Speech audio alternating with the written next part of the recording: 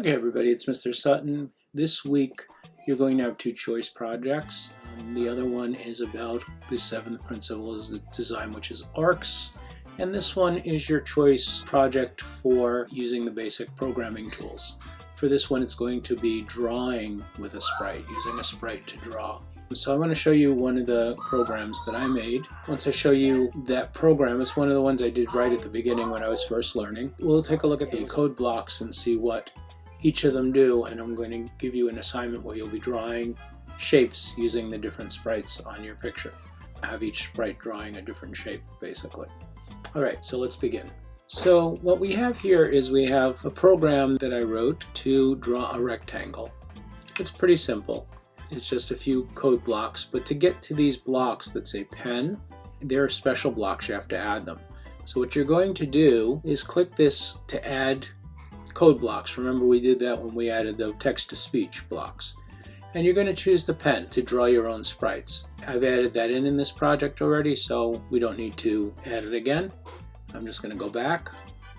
And so we have this pen, and what the pen does is when you use the pen, it's going to have the sprites in their paths draw a shape or whatever you want it to draw. Right here you can barely see there's a little dot there. That's the cat. I made the cat very small. It's at size 5.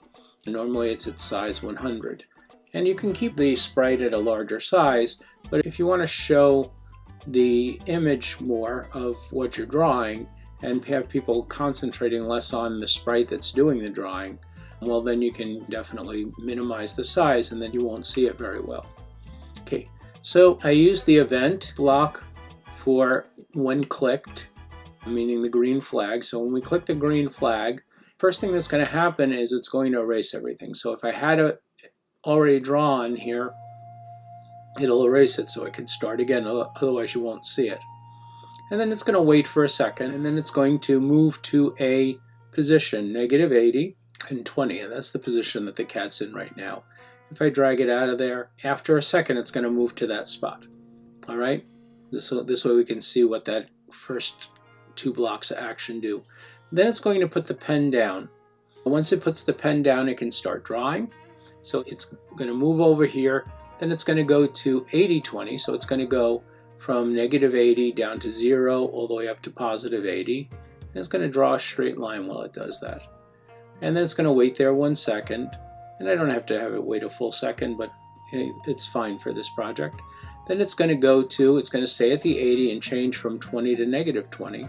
So it's going to go 40 steps basically down this way and wait a second. And then it's going to change to -80, -20, which means it's going to walk 160 steps in this direction. And then finally it's going to go back to where it started at the -80, 20. Which is this block over here. That will complete the rectangle. So let's see it in action. So if I click the green flag, wait a second, it goes there. Whoa, what happened? So if you can see, what did I do here when I moved it out of the place is I got it drawing this line. If I don't want it to draw that line when I move the cat out, let me just click erase all to erase it. So the cat's back down over here now. One thing that it didn't do is after this finished, it didn't pick the pen back up. So at the end of it, if I want to make sure that doesn't happen again, I could pick pen up, or I could put it up here in the beginning with erase all, right? So now let's try it that way. So it's going to pick the pen up, wait a second, then it's going to go over and make those 4 moves to make the rectangle. It's not a very exciting drawing, but you can see that there's potential to do all kinds of interesting drawings. So we have a whole bunch of other blocks in here. Let's pull another sprite in and see what some of them can do. Okay, so I'm going to choose to add Abby. Doesn't matter who I add. And again, I'm going to make her size small. So I'm going to go to looks and go to set size to 5 again, so we don't necessarily see her do what she's doing. So when I click that, she's going to get real small there. We can see her better than the cat because she's normally taller than the cat. If we wanted to make her smaller, we could. Alright, so now, again, do we want it to start on the same event? Do we want it to wait a little bit first? Whatever we have her do, we can decide that. So let's start them both at the same time. And we're going to go down to some wait time. Let's add, so that's in the controls, right? So we went from looks to events to controls. And we're going to wait. So she doesn't start at exactly the same time as the cat. Let's have her wait 3 seconds. So she's starting at a different time. And again, I want to put in those things under the pen tool, the erase all and the lift pen up. Actually, lift pen first, then erase. So pen up and erase all. So this way, when we run it the second time, we don't have to worry about what's going to happen. All right, now let's see what else we can do with these tools. So let's have her start up here. So I'm going to go to the motion. I'm going to say go to -2098. All right. Now I want her to put the pen down and start moving after that. So we can go back to the pen tools and we say pen down so she can start drawing. Now what do I want her to do? You know what, I want to make this 0 so she's centered on the box. So we're going to have her go to 0, which is going to be right about here. So we're going to go back to the motion tools. Let's have her glide though so that we can see a slower movement. And we're going to have her glide to, let's see, this is -80 out here, right? So let's have her glide to, let's not go quite as wide. So let's go -60. And let's have her come down to -98. And let's have that glide take 2 seconds. So it goes nice and slowly and we can see what's happening. All right, so now we're going to add weight so we can see the next thing. Although with glide it's less important to add weight. And this time I'm going to have her wait less time. I'm going to say 0.2 seconds. And then let's change the pen color. So let's go back to the pen tool and we can set the color to, we have sliders here, so we can change the color any way we want to change it. Let's go to more greens and a little brighter. All right, so now the pen color is going to change to that color. And we probably want to start the pen color at a starting point. So let's start the pen color if we're going to play with the colors so that next time around we're not doing the same color twice. So we're going to start it with it set at that purpley color, and then it's going to change to green for that second movement. Now let's go back to the motion tools, and I'm going to have it go to, or glide to, we got -60, let's go to 60, and -98 again, because I clicked on it instead of dragging. That's why she made that second mark. All right, we still have our cat here, and we have Abby over here.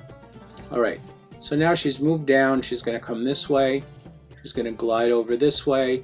Let's have her glide back to that starting position. So she's making a triangle, specifically an isosceles triangle. But let's add wait time again. So I'm going to go to control. Let's wait 0.2 seconds again. And let's add another pen color change. So we've got purple, we've got green. Let's stay with the secondary colors. Your secondary colors are purple, green, and orange. Primaries are red, yellow, and blue, and the secondaries are made from mixing up those colors. So let's see if we can find an orange. There we go. Now we're getting into the oranges. So now we've got purple, green, orange. We can also change the size of the pen so that it makes it thicker or thinner. So if we wanted to, we can have the lines change in size, in thickness. All right? So we could drag those in if we wanted to. All right. By the way, in this change pen color, you can actually change the saturation, the brightness, or the transparency and make it a little more see-through if you wanted to. So we're going to change the pen color to orange.